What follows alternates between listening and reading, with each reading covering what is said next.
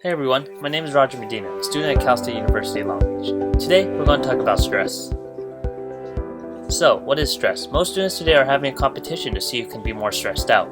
You don't win a car or ice cream, you win by being the most stressed out you know. It would be useful to have a competition to see who can sleep more and get work done earlier. Some different types of stress. There's a big difference between acute and good stress and chronic and bad stress. Unfortunately, a lot of people are living in a state of chronic stress from middle school to college and into adulthood. But they don't know that this is happening, which can actually be very harmful for them. Acute stress is often characterized by a burst of energy that advances a person on what to do, helps people meet challenges, motivates them to reach goals, and produces a short-term fight or flight mechanism. Chronic stress, on the other hand, is fueled by cortisol, staying in the body for a long time. When cortisol is present for an extended period of time, it can make a person forgetful and increase their anxiety. Examples of chronic stress include body aches, headaches, irritability, changes in appetite, being more angry or anxious than usual, and even getting sick more often. Fight or flight. It's a chronic stress keeps a person in their sympathetic nervous system where they are in a persistent state of fight or flight. This increases their heart rate, restricts bodily functions, and constricts the blood vessels and raises blood temperature. Taking power in stress. The first step is gaining some control over the causes of stress. When a person feels like they have more power in what is happening to them, it can be helpful in lessening chronic stress. Let's look at these situations. It's hard for me to trust people with my emotions, so I usually don't open up to others and find that I'm not close to many people. So, how do you solve this?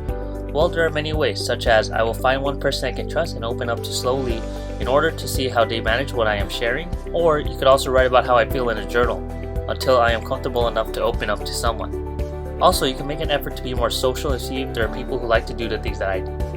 Another one, you can't sleep at night because your mind is racing or you just can't fall asleep. How do you solve this?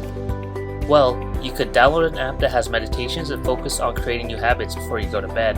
You could also charge my phone outside of my room so that I can't use it before I sleep. Additionally, you could also meditate each night before you sleep. And also, you could stretch each night before you lay down to sleep. You're worried about if you will be able to get a job after you graduate and you don't know what kind of future you will have. Some ways to solve this is you could focus on taking classes that support your major and look for an internship or some other way to advance yourself.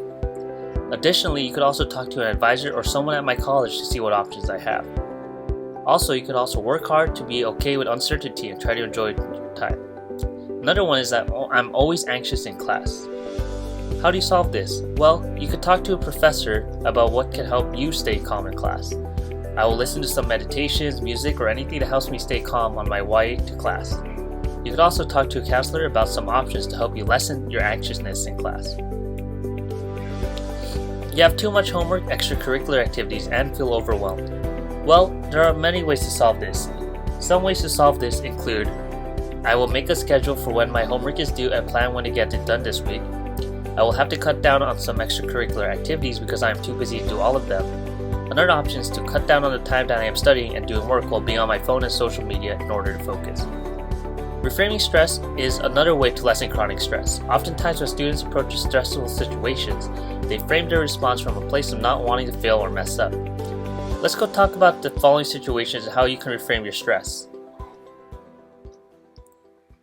This test is going to be so hard, my plan is not to fail. Well, there are many ways that you could solve this. Some ways are, this test is hard, my plan is to form study groups, take notes, and review the study guide. Also, you could say this test is hard, my plan is to study as much as I can. And finally, another way you could do this is to say this test is hard, my plan is to do my best. Another reframing stress is I don't understand this class I'm in, my plan is to just get through it. Well, you could go to office hours to make sure that you talk to the professor. You also could say you could make time to see the TA to help you understand it. I don't understand this class I'm in. My plan is to just get through it. Well, if you use those previous examples on how to reframe stress, it will help lessen chronic stress. Some takeaways from this lesson is that situations are meant to help you reframe different stressors in your life. It will be helpful for you to practice them slowly at first to have some small positive gains before you can build a stronger habit of lessening chronic stress. Acute stress is used to motivate you, while chronic stress is the stress you should get rid of. It takes practice to take power over your stress, but it isn't impossible. Thank you guys for listening to this and have a great day.